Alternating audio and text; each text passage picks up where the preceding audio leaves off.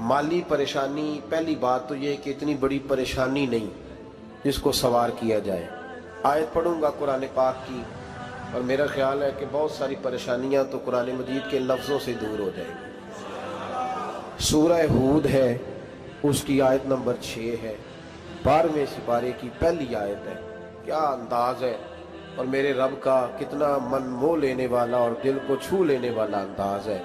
रब करीम ने फरमाया वमा मिन दाब्बतिन फिल अर्द, फरमाया नहीं ज़मीन पर कोई भी ऐसा चलने वाला, ज़मीन पर कोई ऐसा नहीं जो चलता हो, इल्ला अलल्लाहि रिज़्कुहा, जिसका रिज़्क अल्लाह ने अपने ज़िम्मे न लिया हो।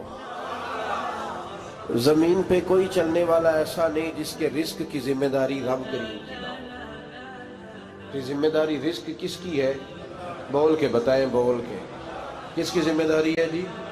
अल्लाह। देखें, गौर फरमाएं, यहाँ मुफस्सिरीन ने एक बात लिखी है इस आयत के तहत कि फरमाया जो ज़मीन पे चलने वाला है उसका रिज़्क अल्लाह के ज़िम्मे।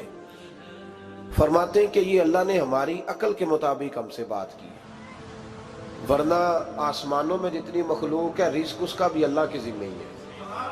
यहाँ जो फिल अर्द के लफ्ज़ है ज़मीन पे, वो हमें समझाने के लिए कि तुमने तो सिर्फ ये दुनिया देखी है ना, तो जिसको तुमने देखा है वो सब खाते अल्लाह का दिया हुआ ही है। तो जो हमने देखा था रब करीम ने उसके मुताबिक हमें समझा दिया। फरमाया कुछ तो तुमने देखे ही नहीं, चलो उनकी तुमसे बात नहीं करते, पर जो तुमने देखे हैं उन सब का रिज़्क किसके ज़िम्मे है? अल्लाह के।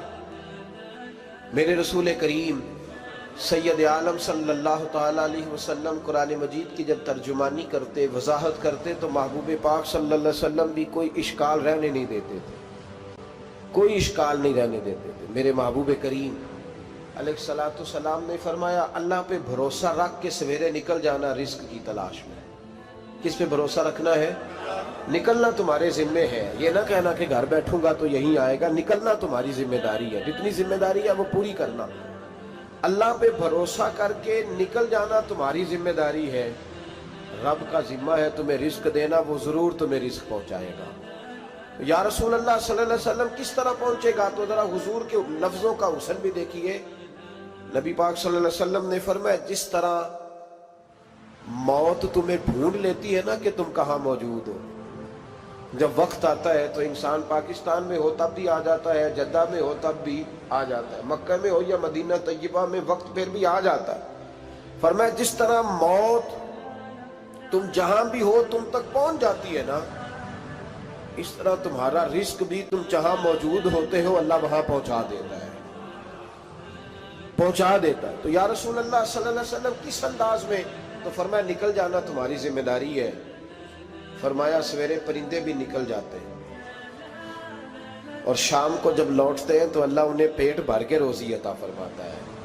हालांकि उनको नहीं पता होता हमारा कारखाना कहाँ है, हमने कहाँ जाके मजदूरी करनी है। उनको नहीं पता होता कि हमारा दफ्तर कहाँ है, हमने किस ऑफिस में बैठना है। उनको नहीं पता होता कि हमने कहाँ जाके माल खरीदना है और कहाँ से हमने फिर उसको दोबारा बेचना है। उन्हें खबर नहीं होती। अल्लाह पे भरोसा करके निकल जाते हैं। निकलना तो तेरे जिम्मे है कि नहीं? फरमाया वो तू ड्यूटी कर, शाम को अल्लाह जो रब परिंदों को रोजी देता है वो तुझे भी अता फरमाएगा। मैं कहता हूँ सोच कितनी कमजोर है उस आदमी की जो कहता है कैसे मिलेगा। कितनी कमजोर सोच है। जो रब बैल को रोजी देता है, बकरी को रोजी देता है, इस जमीन इस धरती पे अगर बसने वाला ऊंट भूखा नहीं सोता, चले ये तो पालतू जानवर होते हैं, इस धरती पर बसने वाली अगर बिल्ली और कुत्ता रोटी खा के सोते हैं तो तू तो अशरफुल मखलूकात है। तूने अपने ज़हन में क्या टेंशन पाल लिया है कि नहीं आएगा तो मर जाऊंगा, क्या बनेगा, किस तरह होगा? तू क्यों इतना परेशान हो गया? भाई माली परेशानी सबसे ज्यादा उस बंदे ने ओढ़ ली है जिसकी तवक्कुल की बात कमजोर हो गई है।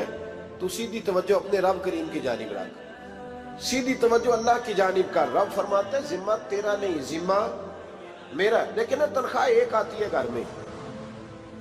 जब एक बच्चा होता है तो तब भी काम चलता है। जब अल्लाह 2 बच्चे दे दे फिर भी उस तनख्वाह से काम चलता है। जब 3 हो जाए फिर भी चलता है। जब 4 हो जाए, नहीं आप ना भी बोले तो बात तो सही है, बहरहाल काम फिर भी چلے اسی تنخواہ میں سے جب بندہ بڑے بیٹے کی شادی کر کے بہو بیاہ کے لے آئے تو پھر بھی کام چلتا ہے، اور جب اس بیٹے کو اللہ بچے عطا کر دے تو اسی گھر میں، اسی آنگن میں، اسی چھت کے نیچے کام چلتا ہے۔ تو پھر تو مان جانا کہ چلانے والا تو نہیں، چلانے والا کوئی اور ہے۔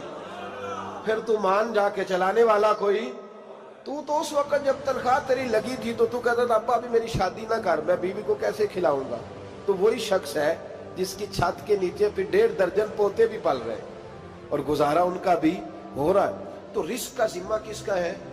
اللہ کا ذمہ۔ اب ہمیں پتہ ہے پہلی بات تو پریشانی اس لیے اتار دینی چاہیے کہ ذمہ ہمارا ہے ہی نہیں۔ اب دوسری بات یہ کہ ذمہ داری کس کی ہے؟ اللہ حکیم بھی ہے اور علیم بھی ہے، حکیم بھی ہے اور جانتا بھی ہے، اور اسے پتہ بھی ہے کہ دینا کس طرح ہے۔ اب ہم پتہ کیا کہتے ہیں؟ کہتے ہیں وہ جو بندہ پجاروں میں بیٹھا ہے وہاں اسے نہیں بیٹھنا چاہیے تھا، اور میرا حق تھا۔ تجھے زیادہ پتہ ہے کہ اللہ کو؟ بول کے بتانا کس کو پتہ زیادہ ہے؟ کیوں جی؟ تو آپ اصل ٹینشن پتہ کب لگتی ہے؟ جب بندے کہتے ہیں نہیں وہ پجاروں میری تھی، میرا حق تھا۔ وہ جب گزرتی ہے نا پاس سے مہران کے تو مہران والا ٹینشن بڑی لیتا ہے، حالانکہ اللہ کو زیادہ پتہ ہے کہ وہ حق۔ ایک بات اپنے ذہن میں یاد رکھ لیں، رٹ لیں کہ جو میرے لیے بہتر تھا میرے رب نے مجھے دے دیا، اور بات ختم ہو گئی۔ بس وصل اچھا ہے نہ فراق اچھا ہے، یار جس حال میں رکھے وہی حال اچھا ہے۔ بس جو میرے حق میں بہتر تھا میرے رب نے مجھے، مسئلہ یہ ہے کہ تو اس پہ راضی ہونے کو تیار نہیں۔ حضرت علی کرم اللہ تعالیٰ وجہ الکریم نے میرے نبی پاک کی ایک حدیث بیان کی ہے، اور جناب علی جب یہ حدیث بیان کیا کرتے تھے تو حضرت مجاہد فرماتے ہیں یوں لگتا تھا کہ جیسے حضرت علی ہمیں ہر پریشانی سے نکال رہے ہیں۔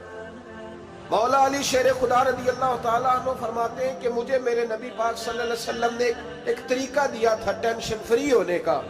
آپ فرماتے ہیں مجھے تو بڑا راس آیا ہے، تم بھی اگر کر لو گے تو تمہیں بھی فائدہ دے گا۔ کہا وہ کیا؟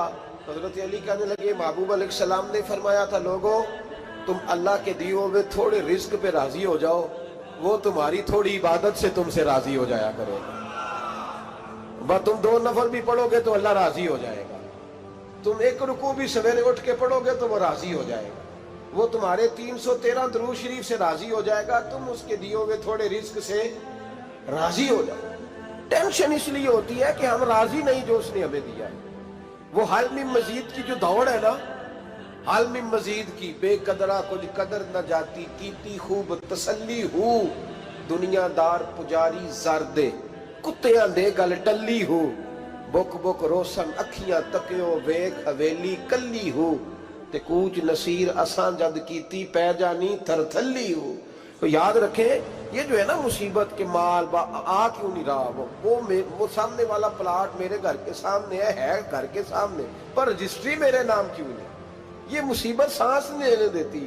موٹر سائیکل کھڑی کرتا ہے نا جب آ کے دکان سے روٹی کھانے آتا ہے، دفتر سے گھر آتا ہے، کاروبار سے آتا ہے، تو جہاں موٹر سائیکل کھڑی کرتا ہے وہ ٹینشن بڑی ہے کہ کبھی میری ہو جائے نا یہ والی جگہ تو میں یہاں بھی بورڈ لگاؤں اپنے نام۔ اس نے مالی پریشانی پیدا کی۔ تو جس حال میں ہے، کیونکہ تو نے اپنا یہ حال خود نہیں بنایا، جس نے بنایا ہے وہ بڑا بہتر جانتا تھا کہ تو اسی حال میں اسے اچھا لگتا ہے۔ تو اسے اسی حال میں، ایک بزرگ تھے تو ان کی طبیعت بڑی علیل ہو گئی، بیمار ہو گئے، تو اللہ نے آزمائش دی تو کیڑے پڑ گئے وجود میں۔ ایک کیڑا یہاں سے کھا رہا تھا، اللہ والے بڑے راضی رہتے ہیں اس کی رضا پہ، تو کیڑا یہاں کھا رہا تھا تو نیچے گر گیا، تو بابا جی نے اٹھا کے پھر وہاں رکھ لیا، کہنے لگے جب اس نے تیری ڈیوٹی مجھے کھانے کی لگائی ہے تو میں اس بات پہ راضی ہوں، تو نیچے کیوں گرتا ہے؟ بٹ ٹھیک ہے کھا، جب اس نے تجھے ڈیوٹی جو تیری لگائی ہے۔ سالبہ بن عبد الرحمن ایک صحابی تھے، سالبہ غالباً نبی پاک صلی اللہ علیہ وسلم کی خدمت میں آئے، کہنے لگے یا رسول اللہ صلی اللہ علیہ وسلم غربت بڑی ہے، میرے لیے دعا کریں اللہ زیادہ مال دے۔ تو محبوب صلی اللہ علیہ وسلم نے فرمایا تو جس حال میں اچھا ہے وہ تیرے لیے بہتر ہے، جس میں تو ہے وہی حال تیرے لیے مشکل ہے نا یہ جواب سننا۔ کہتے پیر صاحب فلان جگہ سے تویز آیا، وہاں تو وارے نے آرے ہو گئے، تو آپ کے ہاں؟ تو میں کہتا ہوں یہ تویز دینے والا اگر تویز دے کے امیر بناتا ہے تو پہلے خود کیوں نہیں بنتا؟ ये खुद तो 150 का तवीज बेच रहा है, अपनी बेचारे की हालत ये है। अगर इतना ही तवीज इसका चलता होता तो पहले 5 जो पिजारो इसके दरवाजे पे खड़ी होती। अजीब चक्कर है और अजीब जगह लोग उलझ गए, समझते ही नहीं बात को। या रसूल अल्लाह सल्लल्लाहु अलैहि वसल्लम दुआ कर दे तो महबूब ने क्या फरमाया? फरमाया तू जिस हाल में है ना वो हाल तेरे लिए बेहतर है, उसी में रह। कहनी हुजूर दुआ करे। फरमाया साल बाद तू बाज आ जा। हुजूर दुआ करे। फरमाया तू बाज आ जा। 2-3 दफा का जिद की। महबूब ने फरमाया जा, फिर अल्लाह तुझे ज्यादा पैसे देगा। चंद बकरियां खरीदी, इतनी बरकत हुई कि बकरियों के रेवड़ बन गए। फिर कुछ बकरियां बेच के गाय खरीद ली, उनके भी रेवड़ हो गए। फिर कुछ ऊँट ऊँटनियां ले ली, रेवड़ ही रेवड़। पहले 5 वक्त मस्जिद में आते थे, अब फजर और इशा रह गई। फिर माल ज्यादा हुआ तो मदीने शहर में कोई जगह ही नहीं, मदीने से बाहर हवेली खरीदी, फिर जुमा ही रह गया। जुमे के जुमे आते, ज़कात का हुक्म आया। मेरे नबी करीम अलैहिस्सलाम ने हजरत अबू हुरैरा को भेजा। फरमाया जा उसे क्या तेरी ज़कात बनती है 2.5%। 10 करोड़ रुपया हो तो कितनी ज़कात बनती भाई? 1 करोड़ की 2.5 लाख हुई ना, तो 10 करोड़ की कितनी हुई? तो बड़ी मुसीबत है जब बैंक से मैसेज आता है ना कि 25 लाख निकल गया तेरे अकाउंट से। बहुत बड़ी मुसीबत, बड़ी टेंशन होती है। एक साहब मेरे पास आए, उनकी जमीन अचानक महंगी हो गई। अचानक पहले कुछ 15-16 लाख की एकड़ जमीन थी, फिर वो करोड़ की हो गई। तो मेरे पास आए, कहने लगे वो 10 करोड़ रुपए बनते हैं तो ज़कात। तो मैंने कहा आपने क्या किया? जरी जमीन पे उशर आता है, उस पर ज़कात नहीं आती, तो आपने क्या किया? कहने लगे वो कुछ सोसाइटी के रूल के मुताबिक मैंने फाइलें वगैरह ले ली है, अब मैं ना कभी मौका आएगा तो उनको बेचूंगा। तो मैंने कहा अब तो आपका ये माल हो गया बिजनेस का, तो अब तो उस पर ज़कात आएगी। 10 करोड़ पे जब 25 लाख सुना तो कहने लगे फौरन देनी पड़ती है कि थोड़ी थोड़ी से भी काम चल जाता है। तो मैं उनका चेहरा देखने लगा। मैंने कहा नहीं वो तो आपको पता है, वैसे हजरत उमर फरमाया करते थे बांट के ना दो, कोशिश करो किसी एक कोई दो, चलो किसी का तो कुछ बन जाए, तो एक कोई देनी चाहिए। कहने लगे तो मतलब ये ऐसा ही हुक्म है? मैंने कहा आप किसी और से तहकीक कर लें। अब ये भाई लेते वक्त नहीं तुझे टेंशन हुई कि 15 लाख का करोड़ हो गया, तो उस वक्त नहीं तूने कहा कि या अल्लाह, तो ये कैसी सोच है मुसलमान? किस तरह का इसका? हमारे यहाँ जब किसी आदमी पे हालात खराब होते हैं ना, तो सबसे पहले वो इस तरह करता है कि जो मैं कहीं अल्लाह के रास्ते में देता हूं पहले उसे बंद करो। जिस रास्ते तुझे आ रहा था पहले तूने वो रास्ता ब्लॉक किया। हजरत अस्मा बिन्त अबी बकर सिद्दीक कहती है मैं हुजूर को मस्जिद के लिए, इदारे के लिए, साहबे सुफा के लिए कुछ दे रही थी, तो मैंने गिनना शुरू किया तो हुजूर मुस्कुराने लगे। हुजूर मुस्कुराते क्यों हैं? तो फरमाते लगी, महबूब फरमाने लगे अस्मा अल्लाह के रास्ते में गिन गिन के न दिया कर, वरना वो भी तुझे गिन गिन के देगा। तू उसके रास्ते में बेहिसाब दे, वो भी तुझे बेहिसाब ही अता फरमाएगा। लेकिन पहले ये वाला पहले दरवाजा बंद करो, यहां से पैसे खत्म हो रहे हैं। तो इस तरह करना भाई। इस दफा सूट जरा गर्मियों वाले ना खरीद, लेकिन जो तू अल्लाह के रास्ते में दे रहा है उसे देता रहे। लेकिन हम अपना नुकसान करते, ज्यादती करते हैं अपने साथ। मैंने आपको पहले भी बताया था प्यार की बोली है, फिर बोलता हूँ। एक बड़े बड़े प्यार वाले दोस्त हैं, एक दफा मुझे कहने लगे कि आप कई दफा ऐलान करते हैं तो मुझे अच्छा नहीं लगता, और आप इदारा भी बहुत ज्यादा बनने वाला है, बड़ी चीजें मैं देखता हूँ जो हो तो बड़ा निजाम अच्छा हो जाए, आप दुआ करें अल्लाह मुझे पैसे दे तो मैं बड़े सारे खर्च करूंगा उसके रास्ते में। तो मैंने कहा या अल्लाह इसे 10 करोड़ दे, ये 9.5 करोड़ तेरे रास्ते में दे देगा। तो चुप कर गया, जिस तरह आप नहीं कर गए सारे, तो चुप कर गया वो भी। उसने कहा जी नहीं जी इंशाल्लाह करेंगे। तो मैं क्या भले अजे तो दुआ पई हुंदी आ, अभी तो वो आएंगे तो तब देखी जाएगी। तो तू यहीं अड़ गया, यानी 9.5 करोड़ अल्लाह के रास्ते में खर्च करने की दुआ पे भी आमीन कोई नहीं कहता कि चलो आमीन ही कह दे। तो मैं क्या तेनू तो 50 लाख बचता सी पिया, लेकिन तू इस सौदे पे तैयार है। जब ये सोच होती है, ये गलत सोच है। ये बात तो अगर तुम मुस्कुराने वाली, लेकिन ये सोच सही नहीं। हजरत उस्मान गनी रदी अल्लाह ताला अन्हु कहते हैं जिस वक्त नबी पाक सल्लल्लाहु अलैहि वसल्लम ने ऐलान किया ना जंग के मौके पर कि 800 सिपाहियों का खर्चा चाहिए, कहते मेरे पास 600 का था। यहाँ एक रवायत में हुजूर ने 1000 का ऐलान किया तो मेरे पास 800 का था। जब 2-3 दफा नबी पाक ने ऐलान किया तो कहते मैंने खड़े होके कहा या रसूलल्लाह पूरा 800 की तरफ से। کہتے میں نے 200 سپاہی کا خرچہ ادھار اٹھایا لیکن پورے 2 مہینے نہیں گزرے تھے، رب کریم نے مجھے کئی گنا کر کے پیسے واپس عطا فرما دیے۔ پر بات تو یہ ہے کہ تیری وہاں لو لگی ہو، تو تجارت کرتا ہے ان لوگوں کے ساتھ جو کیا دے سکتے۔ تو سالبہ کے پاس حضور نے پیغام بھیجا، پہلے تو کہا تیرے لیے بہتر نہیں مال، جب اصرار کیا تو بڑی برکت ہو گئی، بڑا آیا تو فرمایا زکوٰۃ دے، 2.5% زکوٰۃ ہے۔ اب جب سوچا کہ 5 اونٹوں پہ ایک بکری جائے گی اور بڑا سارا مجھے دینا پڑے گا، اب جب غور کیا تو یہ تو نہ کہا کہ میں نہیں دیتا۔ حضرت ابو ہریرہ سے کہنے لگے نبی کریم علیہ السلام کی خدمت میں عرض کرنا کہ میں خود آؤں گا۔ حضرت ابو ہریرہ نے آ کے عرض کی یا رسول اللہ صلی اللہ تعالی علیہ وسلم، حضور وہ کہتے تھے میں خود آؤں گا، تو کہتے ہیں محبوب نے ٹھنڈی سانس لی، فرمایا اسے کہا تھا کہ تیرے لیے مال بہتر نہیں، اب ہلاک ہو گیا، ہائے افسوس ہلاک ہو گیا۔ ان کو بھی تھوڑی دیر کے بعد احساس ہوا کہ یہ میں نے کیا کیا، نبی پاک کو ہی کہہ دیا نہیں ہے، حضور کو کہہ دیا بعد میں آؤں گا۔ اب دوڑے آئے، عرض کی حضور میں سارا کچھ لے کے آئے ہوں، قبول کر لیں۔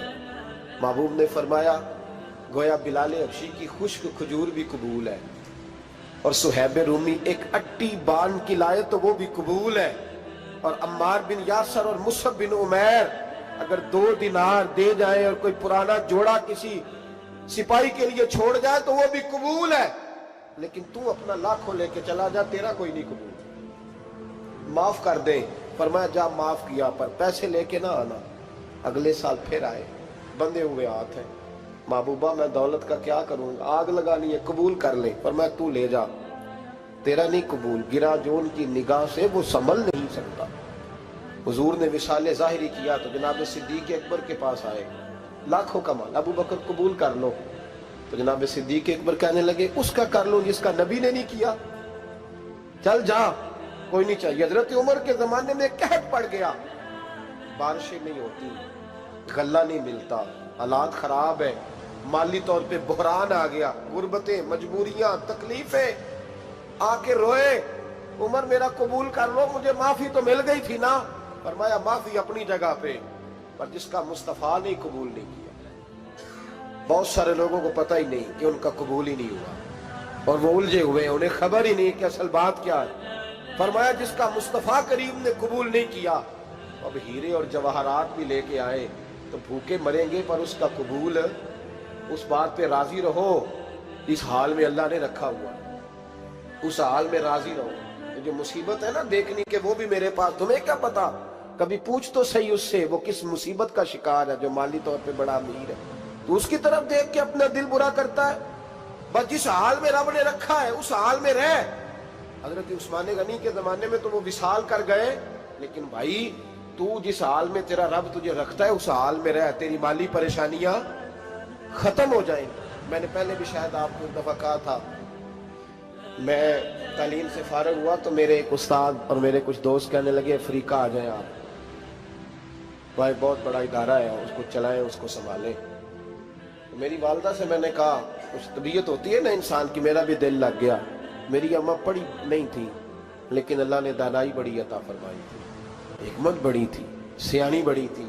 تو میں نے کہا اماں جی وہ مجھے ساؤتھ افریقہ کی دعوت ہو رہی ہے تو آپ کیا کہتی ہیں؟ تو اٹھ کے میرے پاس آ گئی اور مجھے انہوں نے اپنے بازوؤں میں لے لیا، پھر میرا ماتھا چوما، کہنے لگی پتر میں تے وال بھی نہ پوٹ کے دیوا کسی نے، ہم نے دولت کا کیا کرنا، تو اللہ کا نام لے کے کہیں بیٹھ جا، رب کریم رون کے لگا دے گا، خیر ہو جائے۔ تو میرے بھائی یاد رکھیں ان چیزوں سے تھوڑا سا دیکھیں نا، قناعت کریں، جو اللہ نے دیا اس پہ راضی ہو جائے، اللہ بڑا مہربان ہے، وہ آسانیاں کر دیا کرتا ہے۔ تو یاد رکھیں میرے رسول کریم علیہ السلام نے ایک تو ہمیں درس یہ دیا ہے کہ تو سمجھ جا، قرآن نے ہمیں بتایا ہے کہ روزی تیری ذمہ داری نہیں، روزی کس کی ذمہ داری ہے؟ اللہ کی۔ اور دوسری بات یہ کہ جو اللہ نے تمہیں دیا ہے اس پہ تو راضی ہو جا، تیری مالی پریشانیاں ختم ہو جائیں۔ اور پھر حضور صلی اللہ علیہ وسلم نے فرمایا مذہبی طور پر جب دیکھو تو آگے دیکھو، اور دنیاوی طور پر جب دیکھو تو پیچھے دیکھو، پریشانی ختم ہوگی۔ مذہبی طور پر جب دیکھو، جو 5 نمازیں پڑھتا ہے وہ تہجد پڑھنے والے کو دیکھے، اور جو تہجد پڑھتا ہے وہ اشراق چاشت پڑھنے والے کو دیکھے، اور جو بندہ اشراق اور چاشت پڑھتا ہے پھر اس کو دیکھے جو سارا دن مصطفیٰ پہ درود پڑھتا ہے۔ ऊपर ऊपर देखे कि मैंने और नेक होना है और नेक, और जब माली मामला है तो फिर नीचे देख। अगर तू बैठा ना पजारों पे तो फिर टूडी वाले पे नजर कर, उसका क्या हाल है। और अगर तू वहां बैठा है तो देख मेहरान वाला भी तो गाड़ी चला ही रहा है, और अगर तू वहां है तो मोटरसाइकिल वाला देख, और तू वहां है तो फिर साइकिल वाले पे नजर, और अगर तू साइकिल वाला है तो पैदल वाले को देख, अगर तू किराए के मकान में रहता है तो फिर झोंपड़ी वाले को देख, और अगर तू झोंपड़ी में रहता है तो फिर भी परेशान ना होना। कुछ ऐसे भी हैं जिन्हें झोंपड़ी भी नसीब नहीं, जो सड़क पर लेटे हुए हैं। और अगर तू तंदुरुस्त है ना तो कभी जाके अस्पताल में देख हाल क्या है, लोग किस हाल में है। तो हम शुक्र नहीं अदा करते, उसका नुकसान क्या होता है, नेमतें चली जाती हैं। अल्लाह फरमाते लाइन शकर तुम लाज़ीदन्नकुम, तो शुक्र अदा कर, मैं नेमतों में इजाफा कर दूंगा। तो भाई माली परेशानी का तीसरा सबब ये है कि हम देखते हैं माली तौर पर ऊपर, तो फिर हमें तबीयत बिगड़ती है। और फिर माली परेशानियों के कुछ और असबाब भी हैं। इमाम शाफी फरमाते हैं जिन घरों में लोग फजर की नमाज के वक्त सोए होते हैं उन घरों में रिस्क नहीं आता। आप फरमाते हैं फजर का वक्त अल्लाह के देने का वक्त है, उस वक्त अल्लाह बांटता है। हुजूर सल्लल्लाहु अलैहि वसल्लम का फरमान है ना हदीस में कि तहज्जुद के वक्त अल्लाह पहले आसमान पे नुज़ूल जलाल फरमाता है जो उसकी शान के लायक है तहज्जुद के वक्त, और वो कहता है मांगो मैं तुम्हें अता करूंगा। लेने की बारी आए तो बंदा समेट समाट के अंदर घुस जाए। हमारे यहाँ ये होता है कि शाह के बाद बच्चे बैठते हैं मोबाइल लेके, तहज्जुद का वक्त आता है तो उनकी आंखें बंद होनी शुरू होती। तो लेने के वक्त तो तू सोया था, तेरा मसला कैसे हल होगा भाई। जब कोई आदमी खैरात बांट रहा हो तो जो प्याला पीछे कर ले उसे मिलेगा। कहते उस वक्त आना जब मैं बांट रहा था, अब तू किधर आ गया है। मिसाल दे रहा हूं। तो फजर का वक्त मांगने का है, तो सारी रात तो गुजर गई गेमें खेलते, टीवी देखते, और जो लेने का वक्त था तू सो गया, तो कैसे आएगा तेरे पास। तो उठे सवेरे, बंदों से मांग के देख लिया, बड़ी इज्जतें खराब हुई। फजर का वक्त उठ के झोली फैलाए। मेरे रसूल पाक अलैहिस्सलाम फरमाते हैं, रब फरमाते हैं जब बंदे मेरे आगे झोली फैलाते हैं मुझे शर्म आती है, कैसे खाली वापस कर।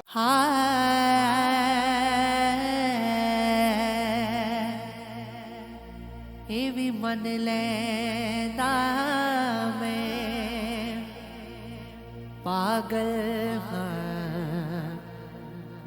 ਭਲਾ ਸੋਚ ਕਾ ਪਾਗਲ ਕੀ ਕੀਤਾ ਤੇਰੇ ਨਾਂ ਦਾ ਵਜ਼ੀਫਾ ਕਰਦਾ ਹਾਂ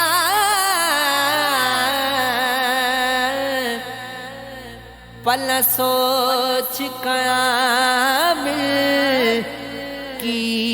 कीता मैनू दीन जहान दी खबर नसी पल सोच गवाफिल कीता अजनाम मुस्तफा उजड़िया